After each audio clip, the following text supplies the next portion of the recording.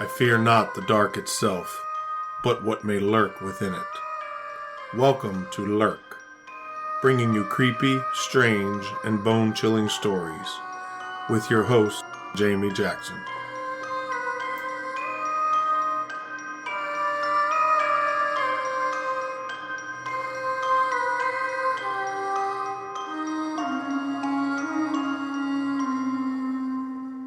Hey lurkers, welcome to episode 41. In today's episode, I'm going to be telling you about some plane crashes that occurred on a mountain along the Appalachian Trail and the ghosts that are associated with them. I don't remember if I've ever mentioned this before, but long before this podcast was ever thought of, I was doing some research for a book. It was about 6 years ago, and I was turning 40, and I decided that I wanted to backpack the 40 miles of the Appalachian Trail that runs through Maryland. And I wanted to do that in celebration of my 40th birthday. So I wanted to hike 40 for my 40th, so to speak. That in turn prompted me to wonder what paranormal stuff I might encounter along the trail, which then led me to researching paranormal stuff on the entire Appalachian Trail. The book still hasn't been written. Basically, it's kind of in a rough draft stage, but it actually brought about this podcast. So I had already done a lot of research, and I figured if I have the research, I might as well try to put it together into something because I don't have the time to sit and write the book. So the hope is that perhaps with organizing things for the podcast, that maybe I'll get my button gear and work on my self-discipline and sit down and get this thing written. Anyway, these stories came about from the research for that book. The Appalachian Mountains, or Appalachian Mountains, either way is acceptable. I think the actual 100% accurate way is Appalachian based on the origin of the word. It came from an Indian tribe, and so I think the proper pronunciation is Appalachian, but it kind of depends on where you're from. Where I'm from, we say Appalachian, so that's how I'm going to say it. The Appalachian Mountains themselves are dotted with plane crashes. Surprisingly, there are several found that are right along the Appalachian Trail. The Appalachian Trail itself runs through 14 different states on the East Coast: Georgia, Tennessee, North Carolina, Virginia, West Virginia, Maryland, Pennsylvania, New Jersey, New York, Connecticut, Massachusetts, Vermont, New Hampshire, and Maine. I'm sure in the future you'll be hearing some more of the strange paranormal stories that I have found in the areas along the trail. Today, though, we're just going to focus on these couple of plane crashes. Actually, it really just focuses on one particular area, and that's Holston Mountain. Hopefully none of you are getting ready to board a plane while you're listening to this, or sitting on a plane while you're listening to this. If you are, you might not want to listen. So as I mentioned, the crashes that I'm going to be discussing happened on or around the Holston Mountain, which is located in the Cherokee National Forest in Tennessee, with a small northernmost portion located in Virginia. So this mountain is in the eastern portion of Tennessee, right there where it borders the state of Virginia. On January 8th, 1959, Southeast Airlines Flight 308 took off from McGee-Tyson Airport in Knoxville, Tennessee, headed for the Tri-Cities Regional Airport in Blountville, Tennessee. Flight 308 was 27 minutes late leaving on what was the second leg of its flight, with 10 people on board, 7 passengers, and 3 crew. The plane was cleared for an approach on runway 27 at the Tri-Cities Airport. Visibility at the airport was 3 miles in light snow and fog, with a 900-foot broken ceiling and overcast at 1,700 feet. The crew reported a problem with the automatic direction finder, and they were unable to find the outer marker. This was about 8:32 p.m.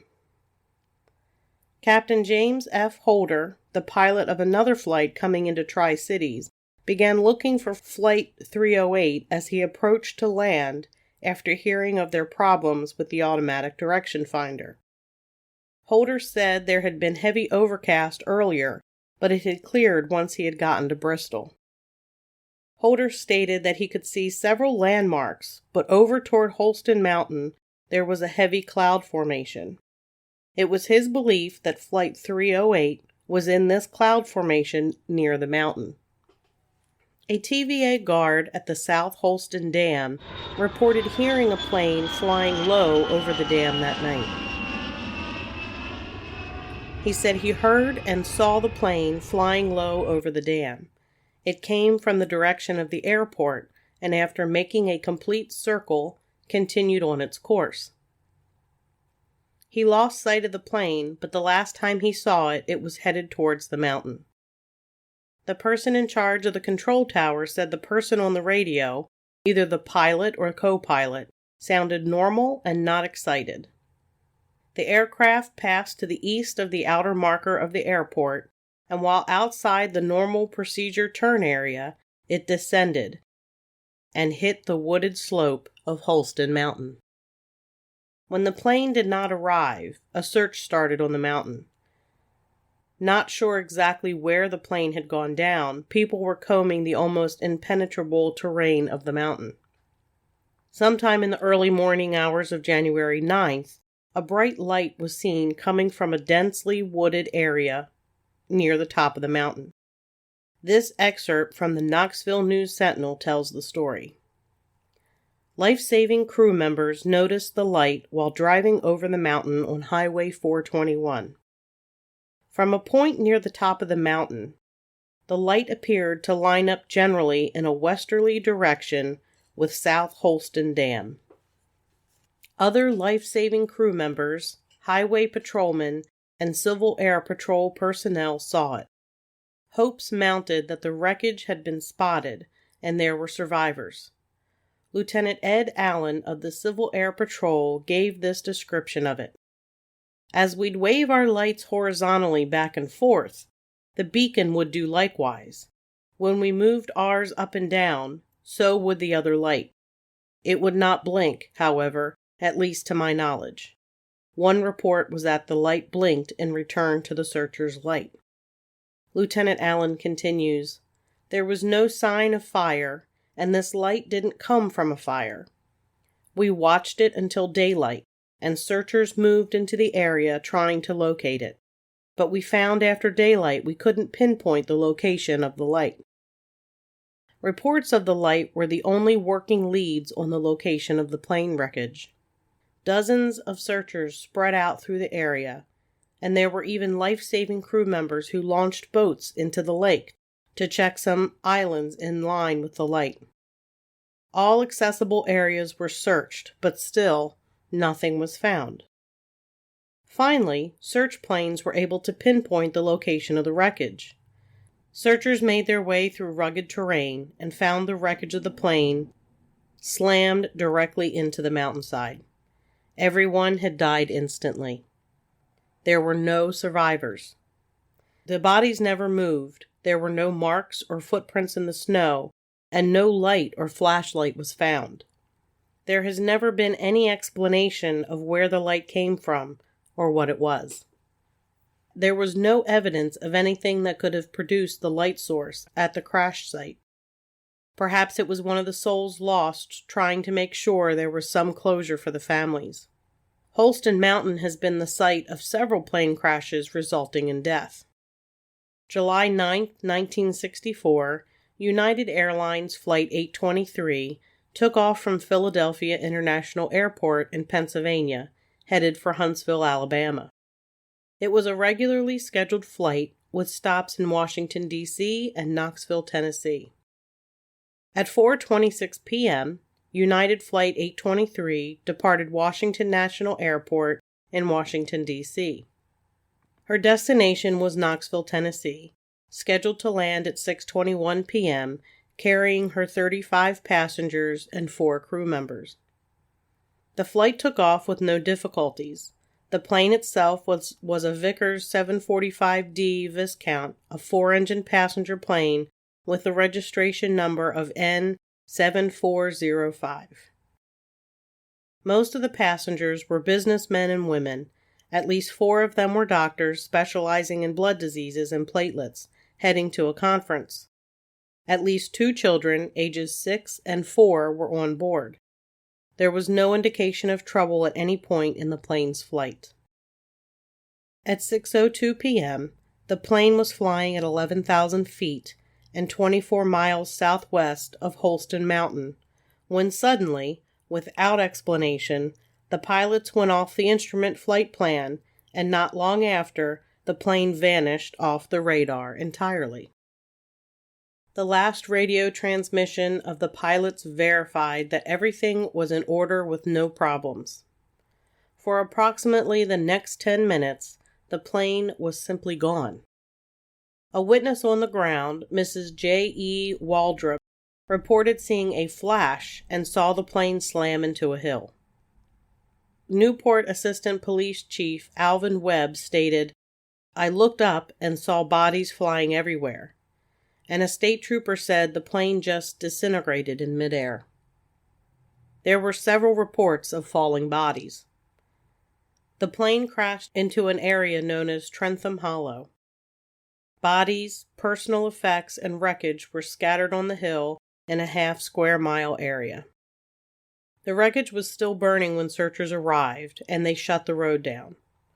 Floodlights were used throughout the night to remove the bodies and take them to a makeshift morgue in Newport, Tennessee. FBI and a 12-man team from the Civil Aeronautics Board investigated the possibility of any federal violation, including a bombing in the crash. The FBI reported there was no immediate indication there was a bomb aboard the airliner, but there was also no indication of what caused the crash.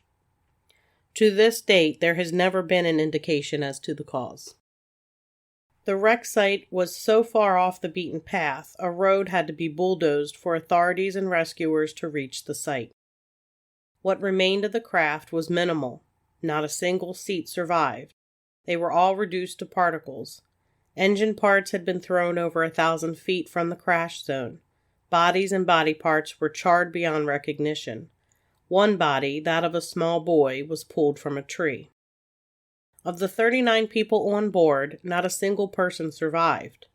United called the FBI to assist since no one could determine the cause of the crash. On site, the FBI reported finding papers related to the Oak Ridge Nuclear Research Facility and confiscated them without disclosing their contents.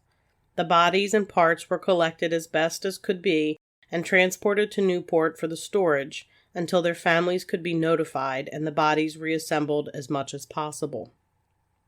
The morgue that was chosen wasn't big enough to hold the bodies, so the bodies and parts were taken to the Cock County Memorial Building and stored in the gymnasium for over 2 weeks while the investigation continued and the families were notified. The gymnasium was not air-conditioned, and in the summer heat it was a horrific scene. The property itself was located in Newport, Tennessee, in the heart of Cock County. A large red brick colonial revival-style construction, the Cock County Memorial Building, was finished in 1931 for the American Legion, becoming post number 41. It was designed by Manley and Young, the same architects who designed the Cock County Courthouse. The building itself was listed on the National Register of Historic Places in 1995 and served for many years as a community meeting spot, an entertainment venue, and a sports hall. While designed as a meeting spot for the increasing number of veterans who were part of the American Legion, the darkest period of the building's otherwise warm and vibrant history took place in the hot summer of 1964. The Memorial Building continued to operate as a venue, but its use continued to slow until it was mostly a meeting place in the later years for the surviving American Legion members. The building is known to be haunted by strange sounds, moving objects, and uncomfortable presences that have been experienced by American Legion members. The American Legion called in a local paranormal investigation team to see if they could document events to make their members feel a bit more at ease. During the investigation, the two areas that seemed to be the most active were the gymnasium and the sub-basement and basement areas. The main basement had been converted into a dressing room for when stage plays were put on. The sub-basement was where the old boiler system was kept. In the dressing room, there was an EVP captured of a child, and later a woman screaming and crying, moaning for her child. The sub-basement was the site of a terrifying encounter. The steps leading down into the area were rickety wood, and the floor itself in that old boiler room was covered in water. There were no electric lights. In that room, the investigator experienced something that they were unsure how to describe, other than a presence, or an intelligence without form. They saw nothing, heard nothing, but they could feel it. A deep cold that chilled the investigator to the bone, and made him feel threatened and oppressed. He said, "As I left the area, I felt its heavy presence behind me, following me up those rickety stairs, so close I could feel it on my neck. It was death. It was sadness, and it was hate, a predatory thing that lurked in that darkness." In the gymnasium throughout the night, old-fashioned wooden bingo balls would throw themselves from the bleachers down to the floor, hitting, bouncing, and rolling. They conducted an experiment by recording the numbers on two balls and rolling them across the floor to the opposite wall. They heard the balls rolling across the tongue-and-groove hardwood floor, and then the numbered balls came back to them, as if something were playing with them. The only issue was that the balls that returned to the investigators rolling across the floor were not the same ones that they had sent to the other side. This experiment was repeated over and over. They collected the balls and realized the numbers corresponded to the alphabet, and they spelled out the words boy and girl. Comparing that to the passenger manifest of the victims' bodies of the plane crash that were stored there in the building, they discovered two names, N. Anderson, 6 years old, a little girl, and R. Harper, who was 4. Earlier that night, the investigator had been doing a tour of the gym when he saw what he thought was a small boy with a bowl-shaped haircut and an old-fashioned clothes standing off to one corner. The boy looked strange, like a hologram, blue and flickering. When the investigator approached the boy vanished without a sound. The investigators recorded sounds of children playing in the building, laughing, and some crying. During one EVP session during the investigation, they were in the gym in front of the stage. As they sat there, one investigator claimed that something was touching the back of her neck, and the lead investigator of the group asked if whatever was touching the investigator's neck could do something else. There was a sharp whistle and an explosive wham. Needless to say, all the investigators jumped, and there was significant cursing. A quick investigation revealed that the double doors that led to the kitchen area had been blasted open, doors that had been previously locked. The doors had slammed so hard into the plaster wall that it had taken a chunk out of the wall and cracked the door. I'm going to share this last story about Holston Mountain, which actually has nothing to do with plane crashes. After hearing stories about people dying and haunting the mountain, I thought maybe we should lighten it up a little bit. In December 1873, a Mrs. Cardwell went out to her smokehouse to get some bacon for breakfast. Just as she was reaching the meat bench, something sprang out at her.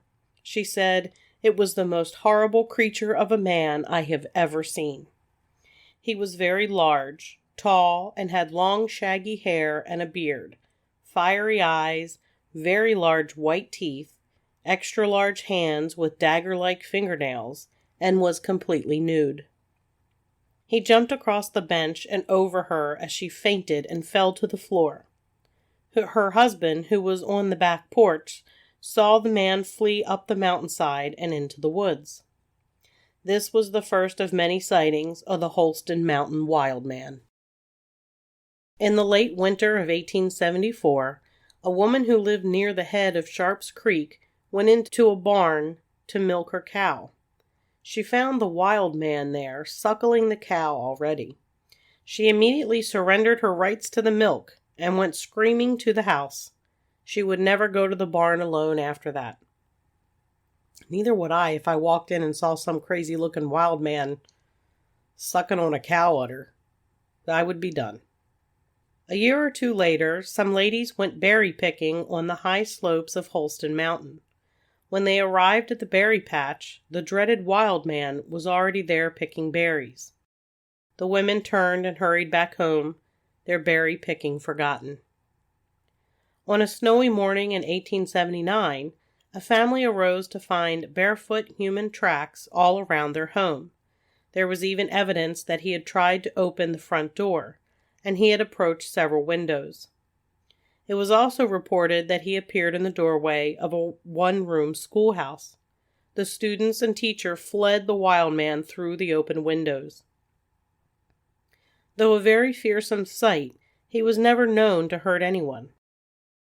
One time, a well-known circus sent several men into the woods to try and catch him and make a sideshow act out of him. Though they had several sightings of him, they could never make a successful capture. In January 1887, some were tracking rabbits in new fallen snow. They came upon the body of the wild man, lying face down in deep snow at the base of a cliff. It appeared that he had been running late in the night and had just run right off the edge of the cliff. He was buried there where he fell. Some, however, have claimed to see his ghost roaming the mountain, still to this day. I don't think I want to see the ghost of a shaggy, dirty, long fingernailed, white teeth, crazy-looking naked man. I can see that at home. I'm just kidding. My husband never listens to this show. He'll listen to this one just because I said that. That's going to do it for this episode. This one's a little bit shorter. It's been a little bit hectic around here these days. My son has been working on his Eagle Scout project, and it's been all hands on deck trying to get it completed because he has decided to rebuild 2 bathrooms and make them ADA accessible and do a whole lot of other work. So it's very admirable that he's chosen this as a project. It's a huge undertaking. But let me tell you, there are moments where I wish he had just built a bench or a picnic table. As I said, that's going to do it for this episode. Remember, you can vote for Lurk in the Paranormality Magazine's Top 10 Paranormal Podcasts. That website link is paranormalitymag.com/vote25. The link is on our Facebook page, and it will be posted in our show notes. Show notes, for those who aren't sure, are the description of the episode. If you go to the episode on whatever platform you use, you can hit see more to see the full description and any links that have been shared.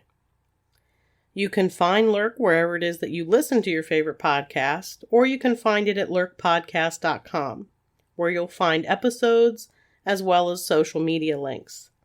We have Facebook, Twitter, Instagram, and we have a YouTube channel. You can send any stories or suggestions to us at lurkpodcast@yahoo.com, and you can find cool merch at lurkpodcastmerch.com. If you have a moment, we would love for you to take the time to comment or give us a 5-star review. We're still a new podcast, so all of that helps us be seen by other people and get our name out there. So if you have a minute, you can rate us on Apple. I believe Spotify now allows you to rate podcasts, and you can also rate us on Facebook. So that's it. And until next time, keep lurking.